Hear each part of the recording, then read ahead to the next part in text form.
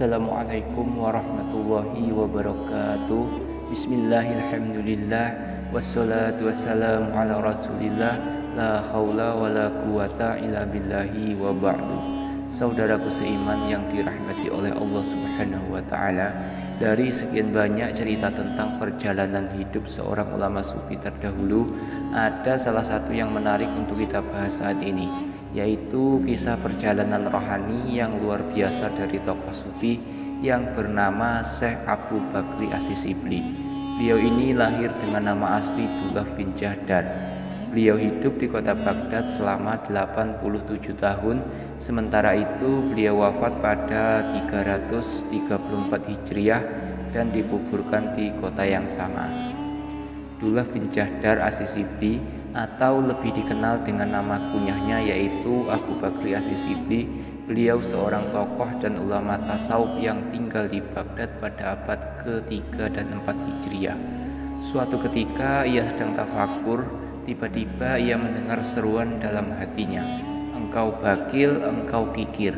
Kemudian dengan tegas As-Sibli menolak tuduhan dalam hatinya itu, dan beliau pun berkata di dalam hati tentunya, "Aku tidak bakil, aku tidak kikir." Tetapi suara itu terus-menerus menuduhnya seperti itu. Setiap kali As-Sibli menjawab tuduhan itu dalam hati, maka suara itu selalu menuduhnya terus-menerus, "Benar, engkau memang seorang yang bakil, engkau seorang yang kikir." Begitulah terus-menerus suara tuduhan yang berasal dari dalam hatinya. Saudaraku seiman rahimakumullah, karena ia tak mampu menghentikan suara-suara tuduhan itu, kemudian As-Sibli berazam, yaitu berniat dengan tekad yang sangat kuat dalam hatinya, "Jika aku menerima rezeki pada hari ini, aku akan menyedekahkan semuanya untuk orang miskin yang pertama kali aku temui."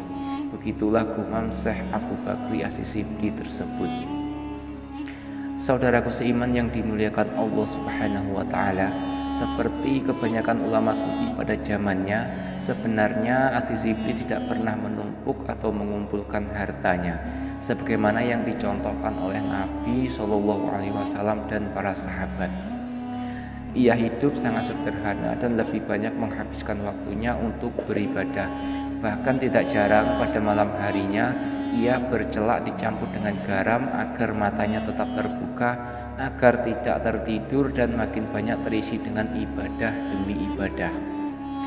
Kemudian tidak begitu lama datang seorang yang menyedekahkan kepadanya uang sebanyak 50 dinar.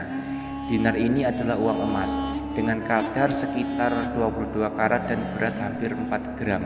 Jadi 50 dinar adalah hampir 200 gram emas yang berkadar 22 karat.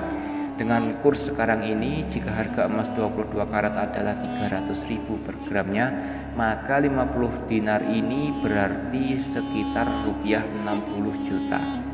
Kemudian sesuai dengan yang diniatkannya, ia berjalan berkeliling untuk mencari seorang miskin untuk memberikan 50 dinar tersebut. Dan pada akhirnya As-Sibli bertemu dengan seseorang yang buta dan tampak sangat miskin. Dengan pakaian yang sangat sederhana, orang ini sedang bersyukur. Segera saja ia menghampirinya. Setelah mengucap salam, ia menyerahkan uang itu semuanya.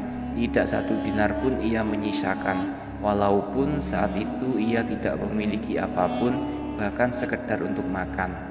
Orang yang sedang bersyukur itu berkata, "Serahkan saja kepada tukang cukur ini."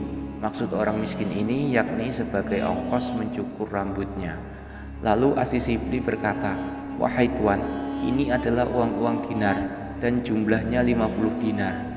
Jadi maksud As-Sibli adalah terlalu banyak jika semuanya itu untuk ongkos cukur. Mungkin bisa disimpan sendiri oleh orang miskin dan buta itu untuk memenuhi kebutuhannya dan memudahkan kehidupannya. Orang yang sedang bersyukur itu mengangkat kepalanya dan memandang kepada As-Sibli dengan matanya yang buta. Kemudian berkata, "Bukankah telah dikatakan kepadamu bahwa engkau adalah seorang yang bakil?"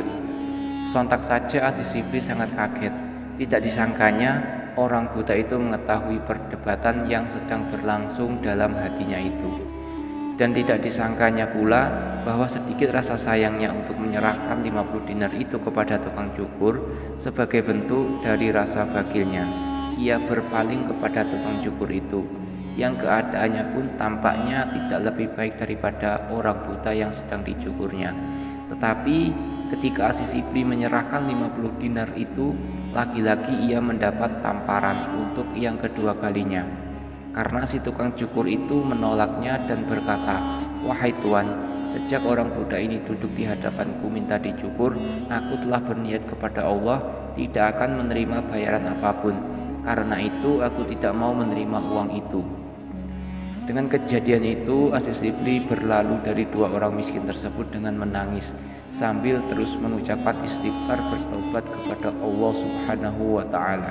Kemudian ia membuang uang 50 dinarnya itu ke dalam laut. Saudaraku seiman yang dimuliakan Allah Subhanahu wa taala, kesimpulan dari kisah di atas adalah sedikit rasa sayang kita kepada harta yang ingin kita sedekahkan itu sudah termasuk bakil dan kikir. Mudah-mudahan kita semua terhindar dari sifat bakil dan kikir ini. Dan mudah-mudahan kita bisa benar-benar ikhlas saat bersedekah sehingga diterima dan mendapat pahala di hadapan Allah Subhanahu wa taala. Mungkin hanya ini untuk pembahasan kali ini. Jika saya ada salah dalam penyampaiannya, saya mohon maaf yang sebesar-besarnya. Saya akhiri, wassalamualaikum warahmatullahi wabarakatuh.